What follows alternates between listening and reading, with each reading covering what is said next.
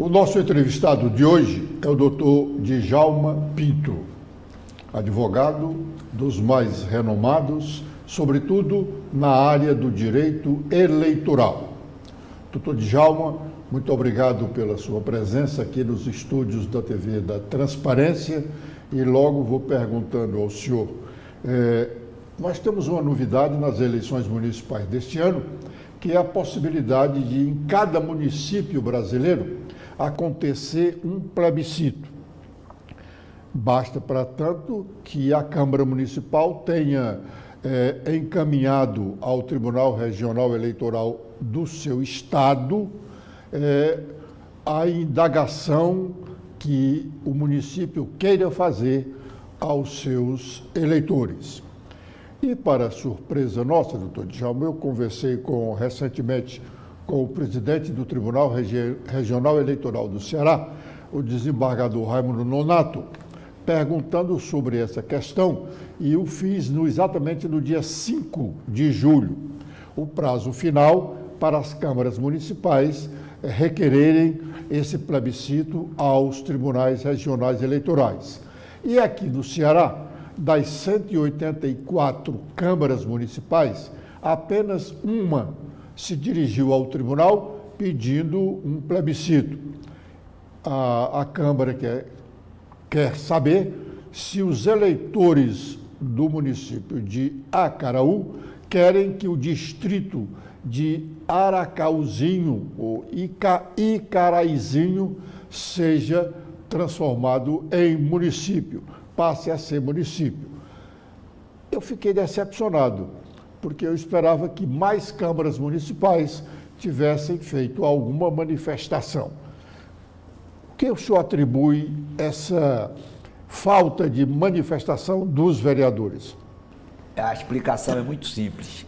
É a falta de consciência sobre a essência da soberania popular. O artigo 1º, parágrafo único da Constituição é muito claro. Todo o poder emana do povo, que o exerce diretamente através do plebiscito, referendo, lei de iniciativa popular. No caso aí, seria um plebiscito, que há uma inovação da legislação, no sentido de que a Câmara Municipal, 90 dias antes da eleição, pode encaminhar ao TSE uma consulta sobre assunto de interesse local. Infelizmente, a única Câmara que atuou exercendo essa prerrogativa, o fez sobre uma matéria que não pode ser tratada, porque precisa de uma lei complementar estabelecendo o prazo em que as câmaras podem enviar para a Assembleia editar uma lei para a consulta popular. Por que isso acontece dessa forma, tão isolada e ainda sobre um assunto que não pode ser levado à consulta popular? Exatamente porque ainda nós temos uma falha na educação para a cidadania, que precisa ser melhor trabalhada no sentido de que o povo é que é o dono do poder, que é o soberano, que tem que deliberar sobre assuntos de interesse local. Por exemplo, qual seria um assunto que poderia ser objeto dessa consulta popular? Se o critério para a escolha dos dirigentes das escolas públicas municipais deveria ser por meio de concurso, de uma prova que qualificasse melhor os diretores, não fosse esse critério politiqueiro. Nós temos um déficit de cidadania muito grande, que é agravado pela indicação pelo gestor municipal de pessoas sem a qualificação necessária para ser secretária de educação no município e também vereador indicando o diretor de colégio. Isso podia ser barrado por essa proposta que poderia surgir do seio da sociedade para aprimoramento do ensino fundamental, que é uma deficiência séria que compromete a prosperidade dos cidadãos e condena as gerações à pobreza. Infelizmente, Edson, nós precisamos divulgar mais, mostrar para o cidadão que o gestor que vai governar o município é como um síndico. A cidade é como se fosse um condomínio. Então, os condôminos elegem o prefeito, que é o síndico, para quê? Para o prefeito atuar em detrimento do interesse coletivo? Não. Para ele atuar exclusivamente em função da satisfação do interesse dos condôminos, da coletividade. Isso precisa ficar bem trabalhado. E por isso é que o cidadão não se sente legitimado como titular da soberania popular. Aí você percebe que se perde uma oportunidade de ouro para colocar, por exemplo, aqui em Fortaleza, Qual era um ponto que podia ser objeto de consulta? Qual a altura dos prédios da beira-mar? Que agora com essa liberação da edificação e quantidade de andares quase ilimitada, a quantidade, os hotéis estão saindo da beira-mar. Uma cidade turística como Fortaleza não pode prescindir desses equipamentos na sua orla. Quem é que vai querer se hospedar na Praia do Futuro? Qual é o turista que tem essa pretensão? Infelizmente, com essa liberação, os hotéis, por uma rentabilidade maior dos proprietários, estão cedendo para as edificações de condomínio e de apartamento. Isso era um tema que podia ser objeto dessa consulta popular para satisfação do interesse coletivo. Então, nós temos que trabalhar o quê? Cada cidadão, você, cidadão, é um titular, você é titular de uma fração da soberania popular. Então, você delega de forma indireta, por isso que elege seus representantes, entre os quais os vereadores e o prefeito. Para quê? Para atuar em função do que lhes convém? Não. Para atuar exclusivamente para satisfação do interesse coletivo. Quem não atua dessa maneira está desqualificado, não recebeu educação para a cidadania, foi falha da escola do primeiro grau, do segundo grau e da própria universidade. Nós temos que trabalhar essa compreensão. Poder é o instrumento de servir à coletividade. Quem atua em detrimento da coletividade tem que ser afastado da função, inclusive por via de impeachment. Eu confesso que a minha decepção maior foi aqui com relação à Fortaleza, porque nós temos inúmeros temas, né? O senhor citou hoje esse aí, da altura dos prédios na beira-mar, mas nós temos esse aí, poderia ser, alguém pode dizer assim, não, isso aqui só interessa a uma parte da população, aquela que tem dinheiro que pode comprar um apartamento, numa área nobre da cidade. Mas nós temos o transporte coletivo. Será que a sociedade não se sentiria melhor que se os ônibus de Fortaleza todos tivessem refrigeração? Podia ser um objeto da consulta, Edson. Exatamente. A obrigatoriedade, a exigência pelo poder público municipal dessa melhoria para a satisfação do interesse coletivo. Faltou aí uma iniciativa de qualquer vereador de propor, porque tinha que deliberar por maioria. Quando nós tivermos consciência total da essência da soberania popular, a própria cidadania poderia ser legitimada. Por exemplo, fazer esse pedido com assinatura de tantos mil eleitores, ou quantidade que a lei fixasse. Para quê? Para que o povo realmente se expressasse sem depender dos seus delegados, que são os vereadores, que aí, de qualquer maneira, já restringe o exercício dessa legitimidade. Se o próprio legislador federal tivesse colocado os cidadãos como legítimos propositores, como é o caso da Lei de Iniciativa Popular, aí um grupo de cidadãos poderia coletar as assinaturas e já encaminhar diretamente para a Justiça Eleitoral, independentemente do aval dos legisladores. Seria uma forma do exercício da democracia diretamente pelo titular do poder, que é o povo. Doutor Djalma, me parece que nós estamos aí já na fase inicial da campanha eleitoral efetiva, né? Legal, porque a campanha já vem de muito tempo, né? A parte legal começa realmente agora com as convenções partidárias, a partir do dia 20, né? O registro das candidaturas no início de agosto e a campanha estará então nas ruas. Me parece que não temos grandes novidades na área da legislação sobre esse tema, ou temos? Olha, a partir do dia 16 de agosto, começa a propaganda eleitoral. Aí é que tem as inovações no sentido de coibir fake news, agressões. A lei está sendo, e a resolução do TSE está sendo muito rigorosa em relação a esse problema da desinformação. Fake news ou propaganda negativa em detrimento da reputação de candidatos e atribuir fato inverídico para o concorrente. Isso é um ponto relevante.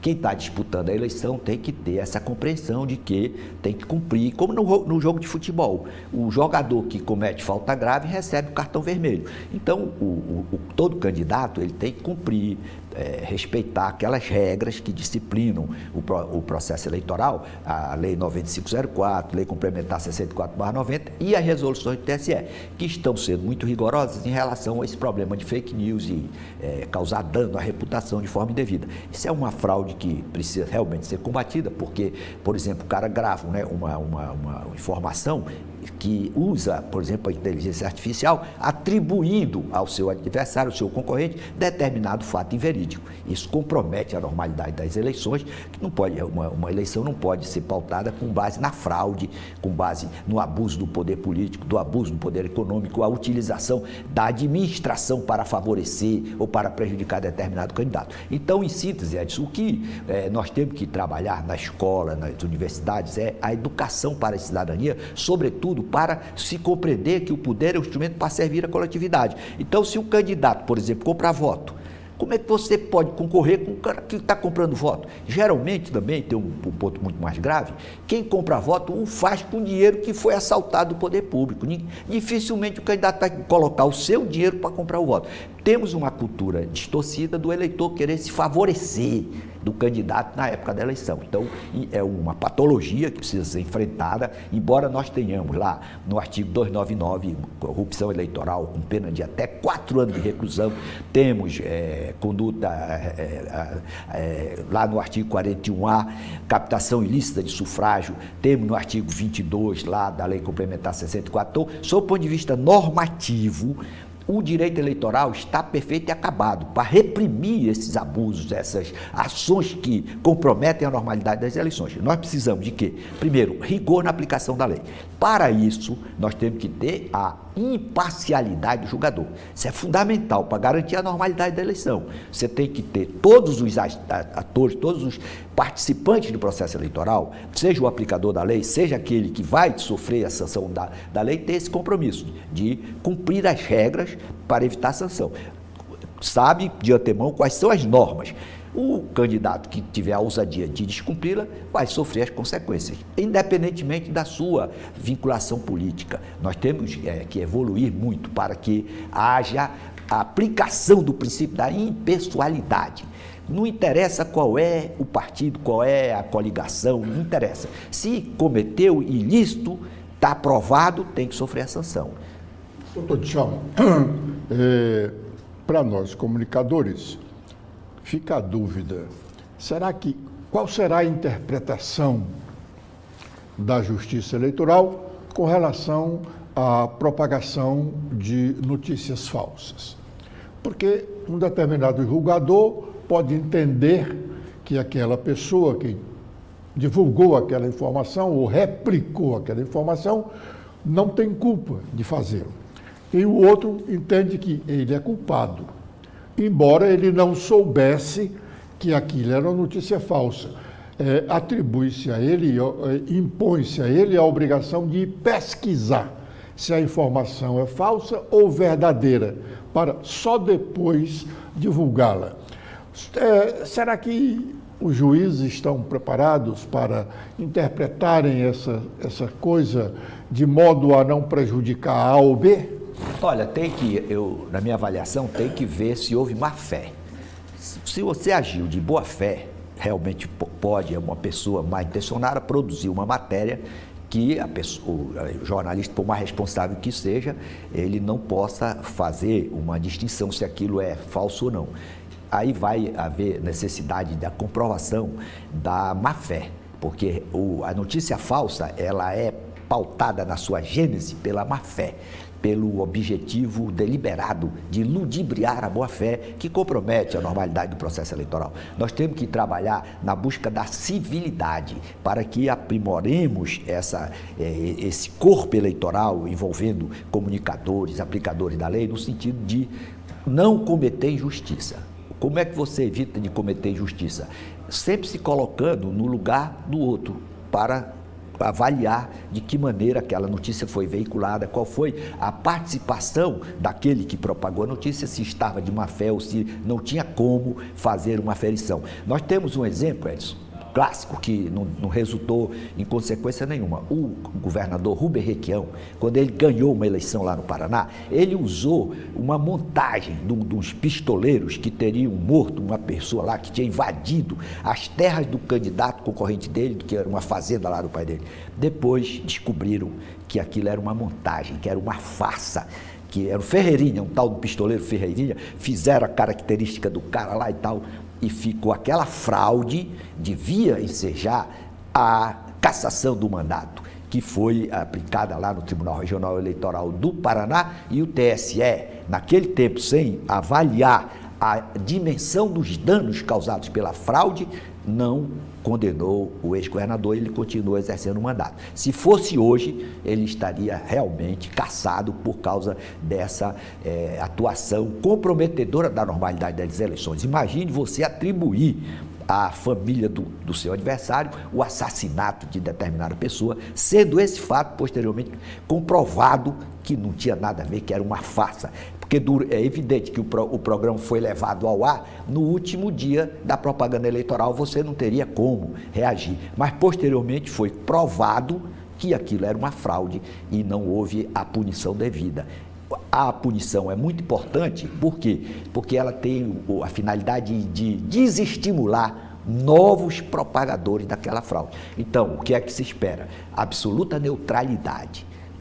O homem é um animal político, então você necessariamente, até porque você é obrigado a votar, todo magistrado, todo promotor, todo delegado, todo e qualquer cidadão tem o direito de fazer a sua opção política. O que não pode, o que depõe contra o seu conceito, hoje e amanhã e perante as futuras gerações, é você usar o poder para ajudar ou para prejudicar o adversário. Você tem que exercer, enquanto pessoa que exerce qualquer função pública, como administrador, como magistrado, como acusador, como apurador de qualquer ilícito, tem que exercer essa função com absoluta neutralidade. Com isso, você está contribuindo para formar uma geração de pessoas que respeitem a lei e propaguem essa observância das normas jurídicas para que nós tenhamos sempre normalidade do processo eleitoral. O processo eleitoral tem que ser limpo, transparente, com absoluta normalidade para que, no final da apuração,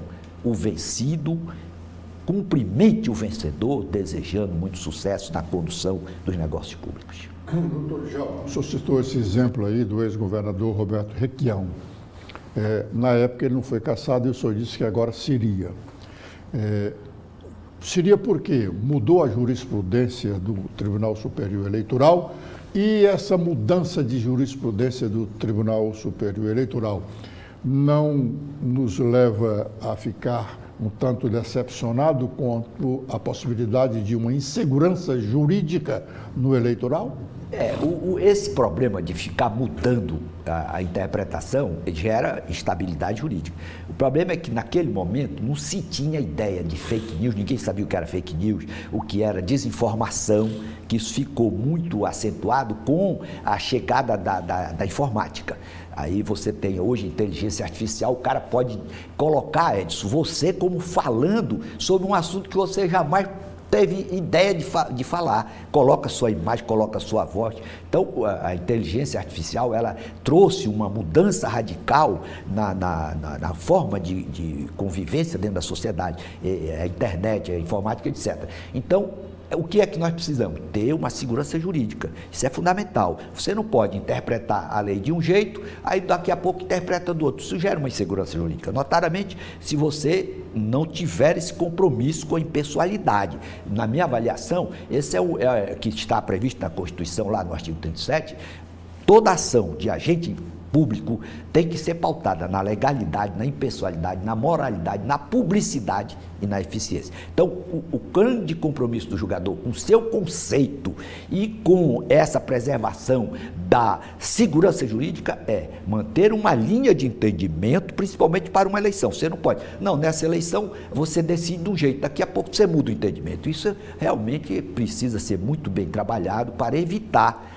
esses questionamentos e essas acusações de futuro. Não, mudou a jurisprudência ao sabor da conveniência desse ou daquele candidato. Isso é um compromisso que todo julgador tem que ter perante a história. Manter a linha, por exemplo, nesse pleito, estabeleceu-se um entendimento, aí você não pode mudar depois de já estar estabelecido o paradigma que é seguido, sobretudo porque no direito eleitoral as deliberações do TSE elas repercutem lá embaixo, lá na primeira instância, na segunda instância. Então tem que ter todo cuidado na fixação daquelas diretrizes, para que não haja comprometimento da segurança jurídica. Doutor Djalma,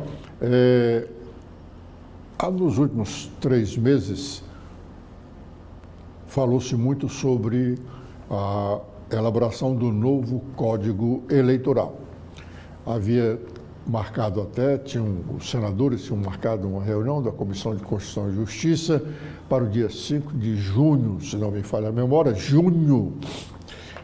para definir lá na CCJ algumas questões, como, por exemplo, extensão do mandato do presidente da República, a extinção da reeleição e outras coisas. Recentemente, nós fizemos aqui uma entrevista com o senador Eduardo Girão, e ele disse da preocupação dele porque há no Senado um movimento com a alegação de que nós precisamos ter coincidência nas eleições, voltarmos a ter realmente eleições gerais, como já tivemos no passado, né? Votava-se no mesmo dia para vereador, para prefeito, para deputado estadual, federal, senador, governador, presidente da República. E votava-se até em cédula, né? Demorava até mais tempo. Depois acabou-se isso, tivemos eleições fracionadas, né? Eleições municipais e estaduais gerais. Ele disse que estão querendo aumentar o mandato de senador para 10 anos, em vez de 8, 10. E fixar o de presidente da República, governador, em 5 anos. Isso significa dizer que nós vamos ter uma eleição de prefeito tampão, como tivemos também recentemente não, no passado não muito distante, o prefeito foi eleito para um mandato de 2 anos. Que interpretação o senhor faz sobre essas possíveis mudanças? A mudança na legislação e, sobretudo, na Constituição, ela é legítima para adaptar a realidade do momento que a sociedade está vivendo. Tem que ser feita a mudança com toda a maturidade, sempre pensando no interesse coletivo. Esse negócio de colocar o senador com 10 anos, ele foi eleito para 8, já é uma quantidade excessiva de tempo. Então, alongar ainda para 10 anos para coincidir, aí é que cabia até um plebiscito para a população se manifestar. Qual é o sentimento da sociedade? Ela avaliza isso? Eleição para o mandato do presidente para 5 anos, daqui estabelece o momento que vai ocorrer, tudo bem, para não ter reeleição. Por quê? Porque realmente a reeleição, ela pressupõe maturidade da sociedade, que permita com que a eleição, que o candidato que quer buscar se reeleger, que não use a máquina, que não se comprometa a normalidade da eleição. Infelizmente, nós não temos essa cultura. Então, a reeleição no processo eleitoral brasileiro é uma forma, infelizmente, de se estimular, em última análise, o abuso do poder político e do poder econômico. Infelizmente, a realidade aponta isso. A forma de trabalhar para aprimorar isso precisa ser debatido amplamente com a sociedade. A sociedade quer um mandato de 10 anos para o senador, ampliar o mandato do seu governante com esse propósito. Isso eu acho que é um tema que todos os segmentos da sociedade deviam ser consultados para que fosse estabelecida uma legislação com perspectiva de duração, para não daqui a pouco, não, vamos mudar de novo. Criar uma cultura de sedimentação da legislação para que não houvesse mais essa necessidade de estar mexendo na Constituição a cada legislatura ou a cada novos investidos na representação popular. Com relação ao novo Código Eleitoral, esse código foi votado na Câmara, foi aprovado na Câmara em 2022 e foi mandado para o Senado. Infelizmente, os senadores não votaram, não tiveram o cuidado de perceber que esse código é fundamental, com algumas modificações que pudessem ser estabelecidas lá. entre os artigos do Código, esse novo Código Eleitoral, tem um que eu reputo da maior importância, é o artigo 342. O que é que diz esse artigo? Que os partidos e as entidades que estão enumeradas lá têm a faculdade, a prerrogativa de auditarem o código-fonte de forma perene da urna e da apuração das eleições. Então, esse dispositivo é fundamental. Por quê? Porque nós tivemos um estresse muito grande na eleição de 2022, gerado exatamente porque se alegou que não teriam os partidos ou as entidades credenciadas pelo TSE, que foi feito numa resolução, não teriam acesso como exigiam ao tal código-fonte. E o legislador, consciente dessa problemática, inseriu esse artigo 342. Infelizmente, o Senado não votou, por isso que deu o estresse que deu em 2022. Então, nós temos que, a partir da realidade, independentemente da coloração política, nós temos que pensar no legado para as gerações que virão. Você não pode, como legislador, por exemplo, você vai receber dinheiro para votar num determinado projeto. Isso é um desvio de finalidade, isso devia ser objeto de cassação. Você está como parlamentar, você recebeu uma delegação do povo. Para quê? Para atuar de acordo com o que seja, o que vai satisfazer o interesse coletivo. Aí, se você recebe um dinheiro para votar um projeto determinado, você votou porque o interesse coletivo recomendava aquilo, ou você votou para se beneficiar? Se você votou para se beneficiar, você está incorrendo no desvio de finalidade, você está comprometendo o decoro, que é um dos casos de perda do mandato. Isso precisa ser trabalhado na escola do ensino fundamental, no ensino médio, na universidade. Você, quando recebe a delegação, é como síndico. Você recebeu a delegação para quê? Para ficar com a parte do dinheiro dos condôminos? Não, você recebeu a delegação para fazer o melhor para o prédio onde você foi escolhido como síndico. Isso é que a gente precisa transpor para a atividade pública, porque todo condômino, se o síndico deixar de pagar água ou desviar o dinheiro do condomínio, faz uma reunião, uma assembleia extraordinária, para quê? Para destituir o síndico.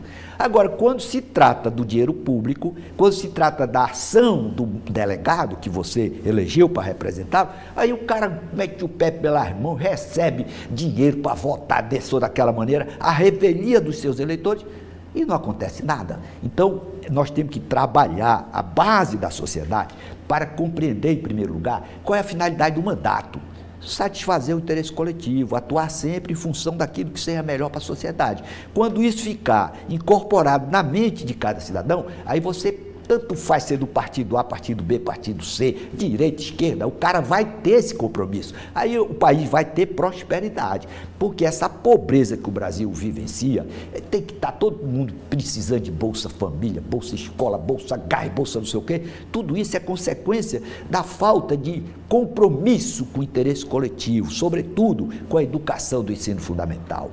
Edson, enquanto nós não tivermos governantes comprometidos com a qualidade do ensino fundamental, rapaz, nós vamos preparar Bolsa Família, Bolsa Escola, aumento da violência. Por que essa violência exacerbada hoje domina quase todos os estados do Brasil, notadamente o Ceará, Fortaleza, toda semana uma chacina? O que é isso? Falta de educação na base, você não transmitiu valores, tem que compreender que educação não é só transmissão de saberes. O cara sabe tudo de direito, sabe tudo de administração, tudo de economia, mas não pode ver dinheiro de uma licitação que ele vai se apropriar do dinheiro, vai extorquir os licitantes. Isso é por quê? Uma falha, onde é que está essa falha? Está na falta de formação do caráter, que isso se pode conquistar pela família, pela escola, contribuindo de que maneira?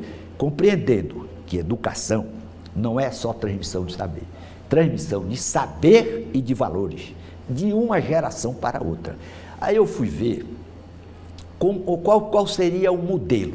O Japão. Você se lembra que quando houve o jogo do Japão aqui no estádio, os japoneses, quando terminou o jogo, os japoneses foram juntar o lixo que eles tinham produzido lá. Se lembra disso? Tá a imagem lá, ficou guardar o lixo e tal, juntar. Por quê? Aí eu fui ver, por que o japonês faz isso? Aí tem uma brasileira que foi estudar a educação do Japão, publicou na internet, ela não editou o livro em papel, mas está na internet um livro sobre o estudo da formação das pessoas no Japão. Então, qual é a primeira preocupação? Formar a pessoa para se colocar no lugar do outro. É a transmissão dos valores, da solidariedade, do bem comum, do respeito ao dinheiro público. Aí o garoto sai lá, terminou a aula, os garotos vão limpar a sala, independentemente se a escola é pública ou privada. Por quê? Porque você deixou sujo, mas tudo que você joga na rua, que colocou para uma pessoa que é o lixeiro. Tem pessoa mais importante dentro da sociedade do que o lixeiro, que vai coletar os lixos que as pessoas jogam, lançam para ser coletado. Então a gente tem que se colocar no lugar da outra pessoa. Na hora que isso ficar sedimentado, a ideia da solidariedade, rapaz, não só o Brasil, mas o mundo muda. Doutor João, vale a pena a gente pregar esse discurso, essa ideia, vale a pena, porque não importa quando, o ideal era que fosse já aplicado agora, mas não importa quando, pode ser daqui a 10 anos, 20 anos, 50, de forma que a sociedade do momento usufrua desse benefício, né? Porque agora não dá para a gente esperar esse tipo de educação, porque, sem dúvida, a maioria dos educadores vendeu o voto. Se ele vendeu o voto, ele não tem autoridade para ensinar o jovem de que ele não deva vender o seu voto, para que ele tenha autoridade de cobrar do seu representante outras posturas, que não aquelas que o desmerecem. Depois disso, todos, infelizmente, a exceção aí, a exceção é muito ínfima, né? Querem tirar proveito de alguma coisa. E entendem, erroneamente, que o público não é de ninguém. Também não é dele, não é de ninguém, não é dele. Então, ele acha que deve tirar proveito dele, né? Tirar proveito dele. Porque a nossa legislação, ela é muito ampla, nós temos lei para tudo, né? Mas não se aplica, uma boa parte dela não se aplica. Né? Como é que um juiz, um magistrado que já vendeu o seu voto lá atrás, antigamente, para ele, o magistrado ter uma promoção, ele tinha que recorrer a um político, ficar devendo um favor a ele. Hoje não tem mais isso, graças a Deus, né? Mas, certamente, no curso da vida dele, ele praticou alguma dessas imoralidades, algum pecado venal, né? Não mortal. Como é que uma pessoa dessa vai ser realmente criteriosa e pensar no macro e não no... Essa sua colocação é interessante, porque, na minha avaliação, só não tem solução para a morte. Então, o que é que realmente... Eu não estou dizendo que não tem solução, não. Correto. Estou dizendo que pode agora, ser... Tá, há uns 20 anos atrás, eu já dizia, nós temos que trabalhar o garoto que tem 2 anos, tá, 20 anos. O garoto que tem 2 anos, daqui a 18 anos, ele tem 2 anos. Quando a criança, você coloca, encaminha para ser um pacifista, ou se você não trabalhar lá com eficiência, estimulando os valores, ela poderá ser um predador da sociedade. Então nós temos, Edson, infelizmente, não trabalhamos isso no passado. Aí o que é que você tem que fazer? Você tem que sedimentar essa cultura. Como é possível fazer isso?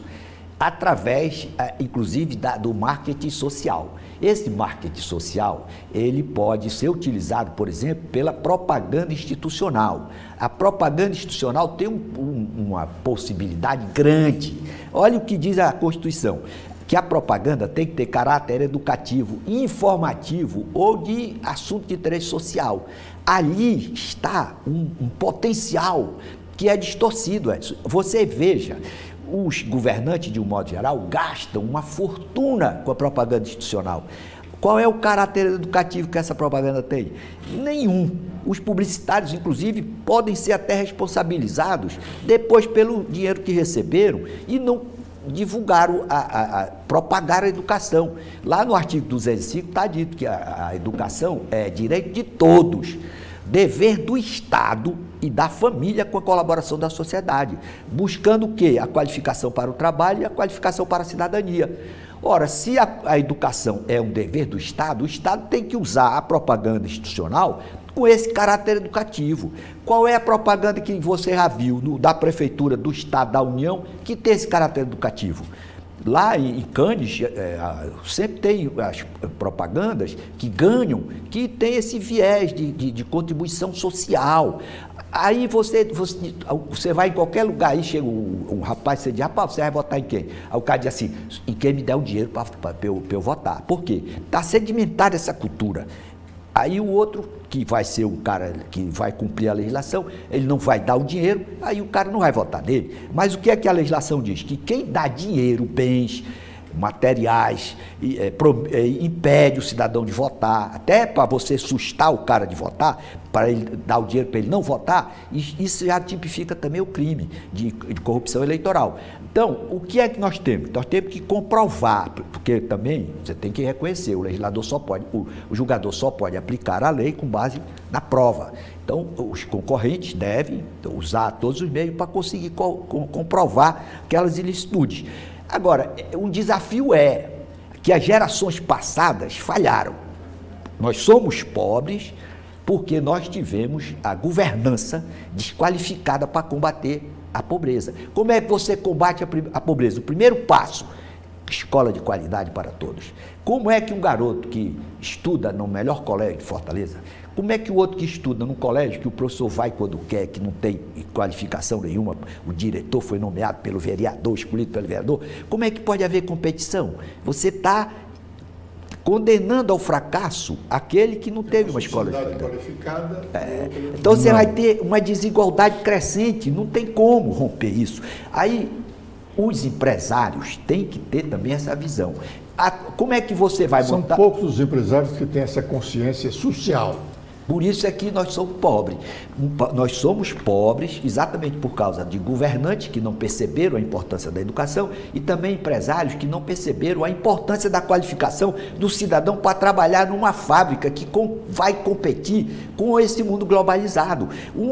Todo mundo que estuda o problema do Brasil já detecta. Se você não tiver mão de obra qualificada, como é que você vai atrair indústria, atrair investimento para o Estado? Isso é um problema sério que o mundo globalizado, com esse mundo da informática, precisa de mão de obra qualificada. Aí você não dá escola de qualidade, como é que você vai depois ter uma renda favorável? Vai todo mundo precisar de Bolsa Família. Esse é um ponto que tem que ser, inclusive, objeto de debate nessa campanha. Você é candidato, qual é a sua proposta para a escola do ensino fundamental, que é a atribuição do município? O Cristóvão Buarque, que é um cara que é o cara que mais compreendeu a educação, o Darcy Ribeiro e ele. Infelizmente, foi ele governador do Distrito Federal, foi ministro da Educação. Infelizmente foi demitido. Exonerado quando estava no exterior. Por telefone, para você ver, o cara que tem mais compreensão da importância do ensino fundamental no Brasil, ele, coitado, não pôde nem executar o que ele queria. O que é uma ideia dele que é muito interessante,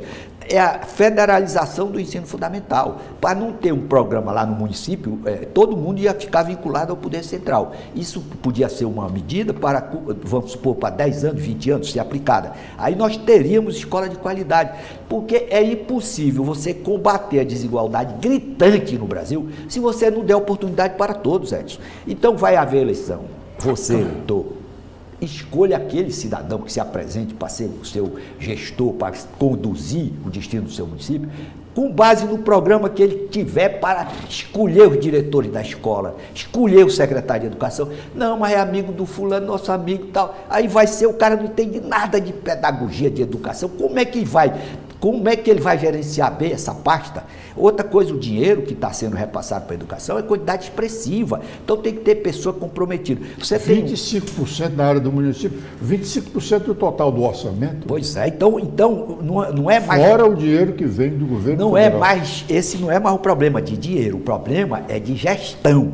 Então você tem, por exemplo, um caso concreto. Esse rapaz, tem um cara chamado Júlio César, que fez um grande trabalho em Sobral, aí levaram o rapaz para o Eusébio, que foi o que o rapaz fez?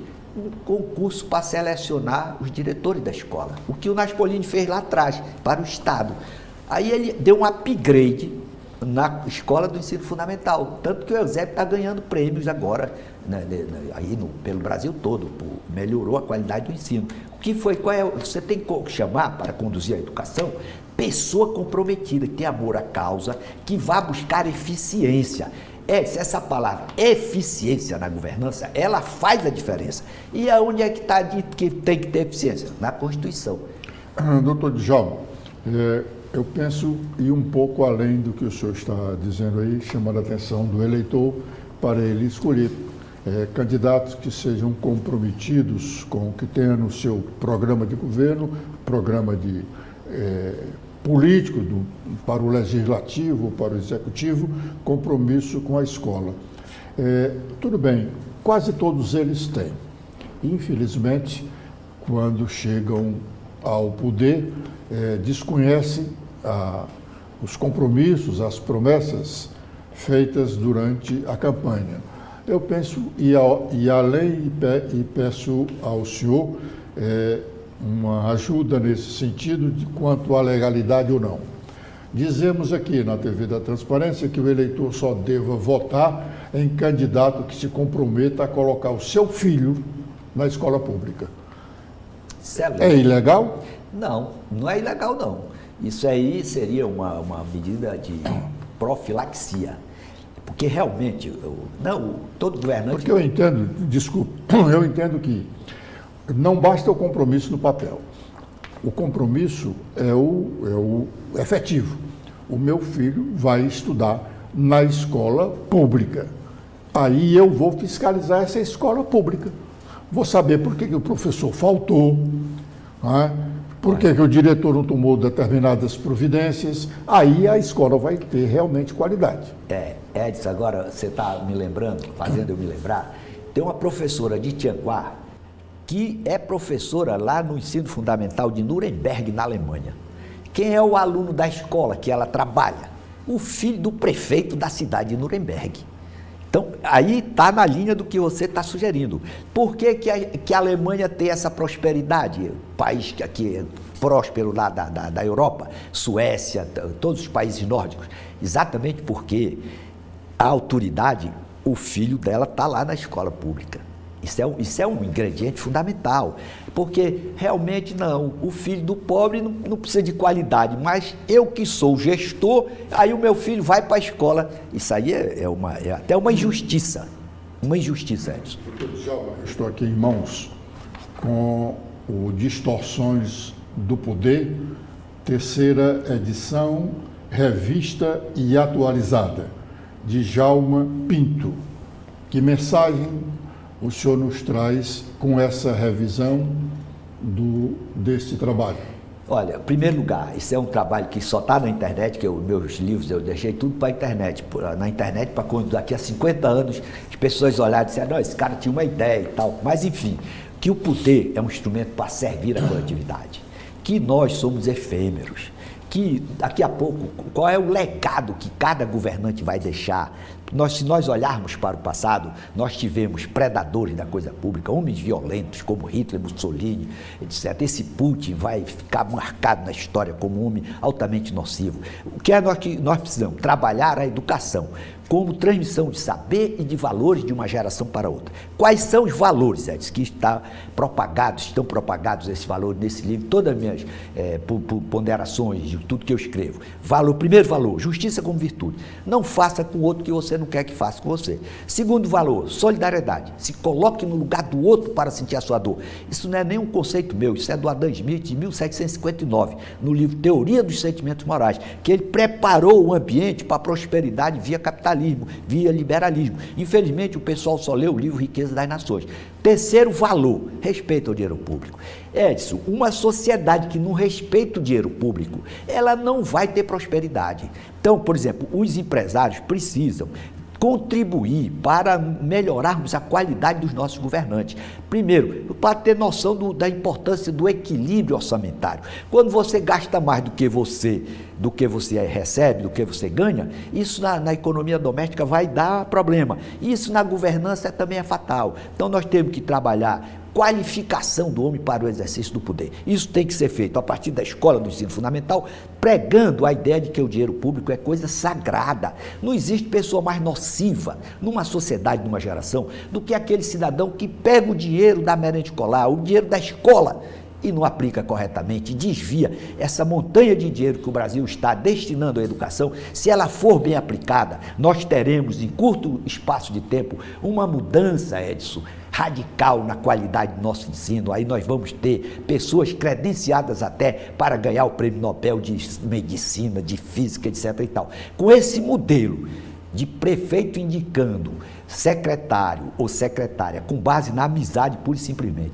vereador indicando diretor de escola pública, a nossa educação está condenada ao fracasso e nós não seremos uma nação que preze pela igualdade, que preserve a dignidade da pessoa humana.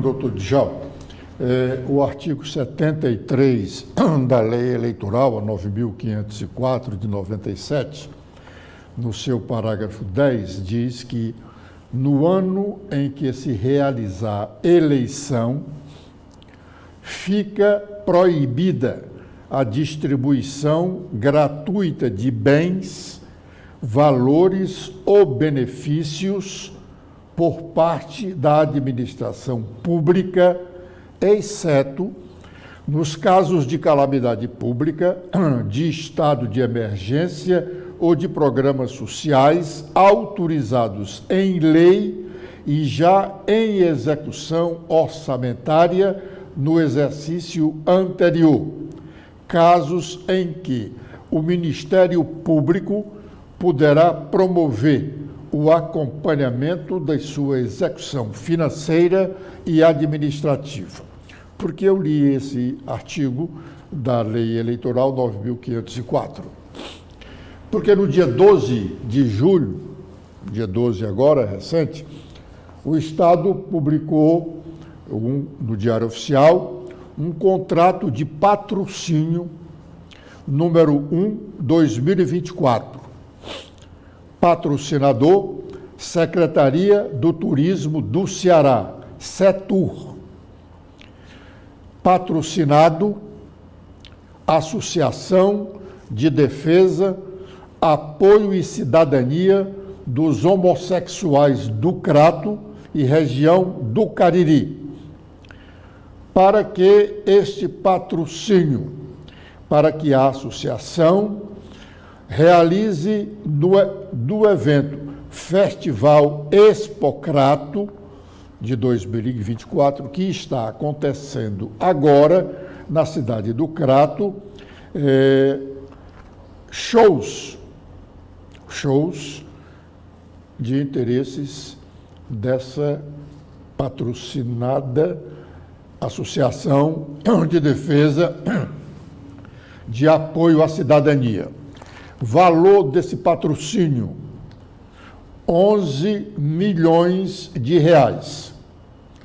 11 milhões de reais, exatamente, pagos em conformidade com esse instrumento. Dotação orçamentária da Secretaria de Turismo. E o contrato está lá publicado no dia 12. Como não se pode fazer essas liberações e o governo do Estado faz?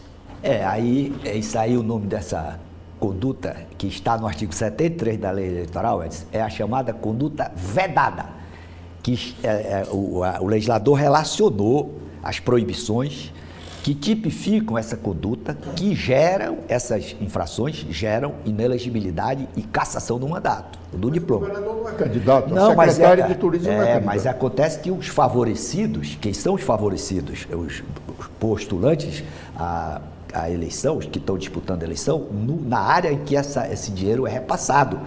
Esse dinheiro... Mas é uma área muito abrangente, mas é do Cariri, Juazeiro, Crato, Barbalha e outros. Mas é aí que está, caberá aos concorrentes, caberá até ao Ministério Público fazer uma avaliação desse repasse, porque como é que seria autorizada, seria legal a liberação antes? Se no ano anterior existisse a previsão orçamentária e tivesse sido liberada essa quantia. Está no orçamento da lei anterior, está prevista a liberação, não está tipificado uma destinação eleitoreira. O que o legislador objetiva é evitar o desequilíbrio na eleição. Então ele permite, ele proíbe, como regra, está proibido, repasse de verba no ano eleitoral para não tipificar aliciamento de prefeito, de autoridade que vai ter influência no processo eleitoral, desequilibrando a disputa.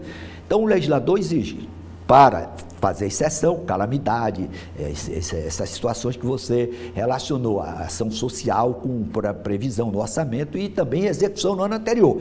No ano anterior, houve a liberação desse dinheiro para essa associação? Não era ano de eleição. Não houve, então está chapado. A conduta vedada. A conduta vedada implica na cassação do mandato do favorecido, do candidato favorecido. E também na inelegibilidade de quem propiciou esse desequilíbrio na eleição.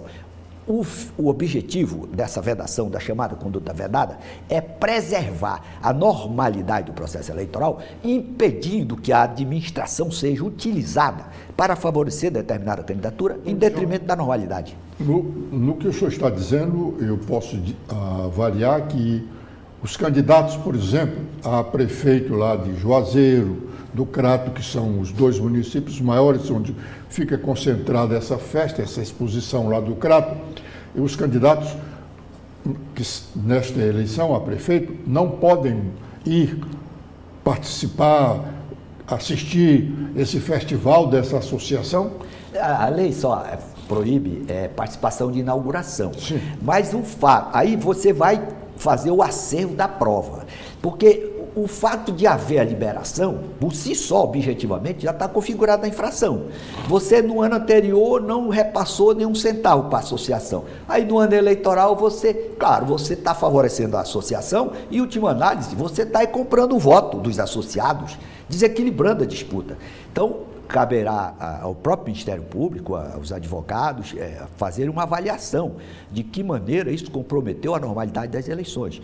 E o que é que se exige? Que seja a lei aplicada com isenção, com base na neutralidade do magistrado, para que, inclusive para evitar que para o ano, aí vamos supor, você é governador, para o ano, no ano da eleição, você toma essa mesma providência e não só para essa associação, para diversas associações, você está comprometendo irremediavelmente a normalidade do processo eleitoral. Porque, claro, os favorecidos, qual é a motivação que os favorecidos vão ter para votar no adversário, daquele que está distribuindo essa benesse?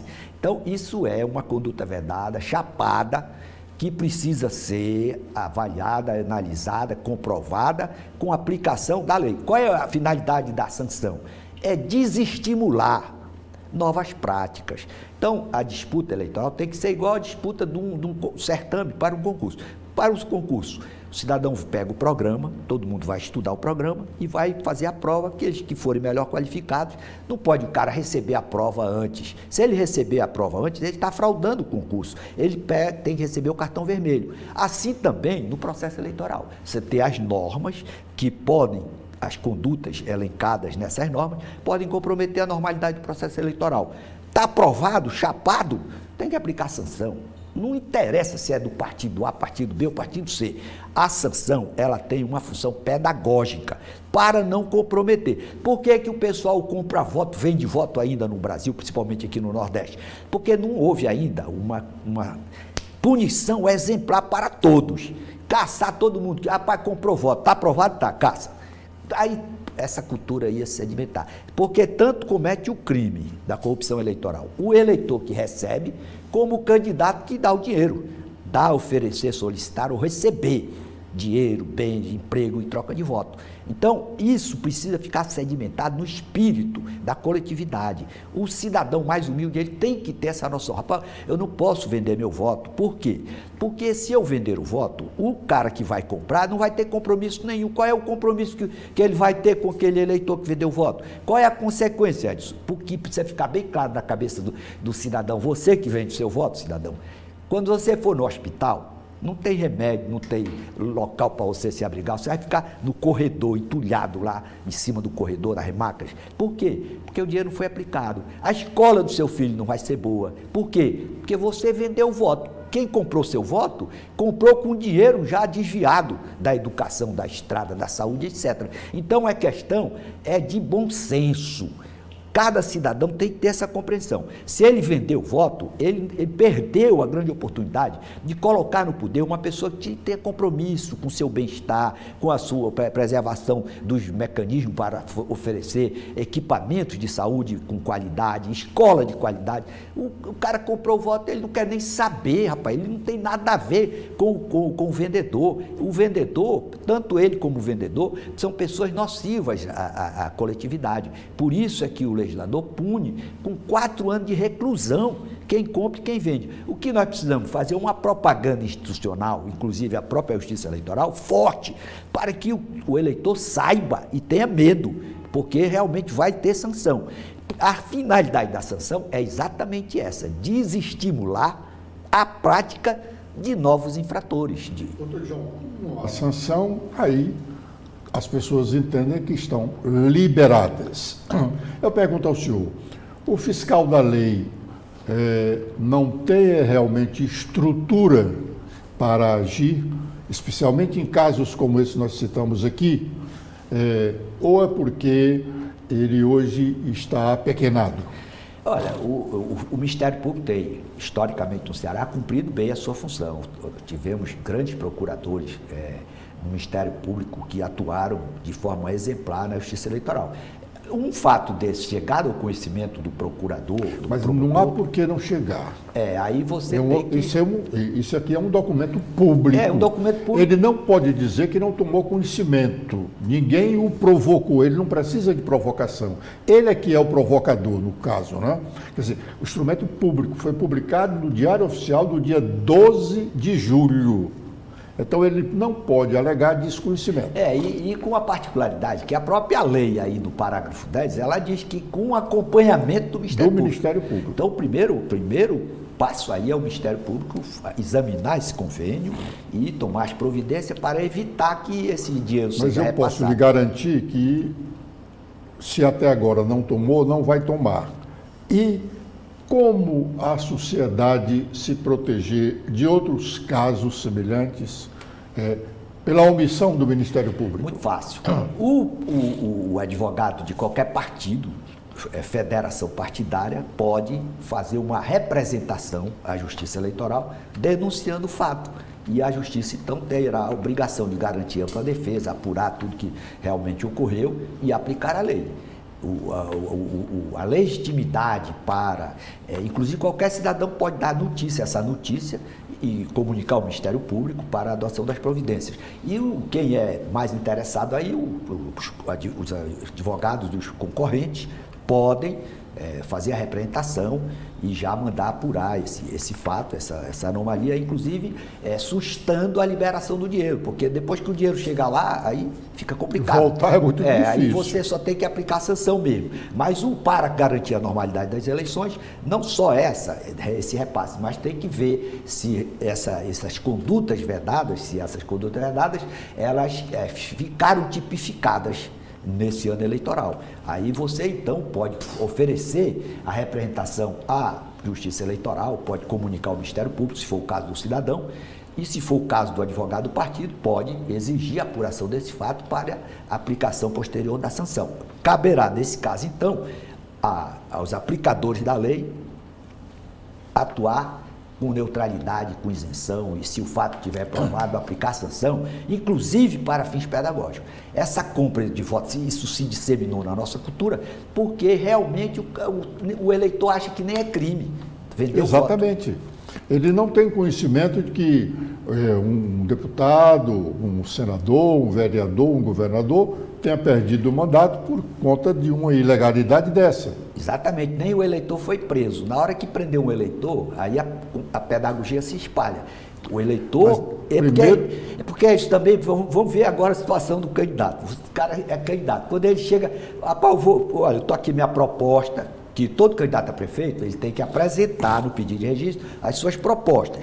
Aí ele apresenta lá as propostas e tal. Quando ele chega para pedir voto do eleitor, o eleitor diz: rapaz, eu quero um bujão de gás, quero que pague a minha conta de luz.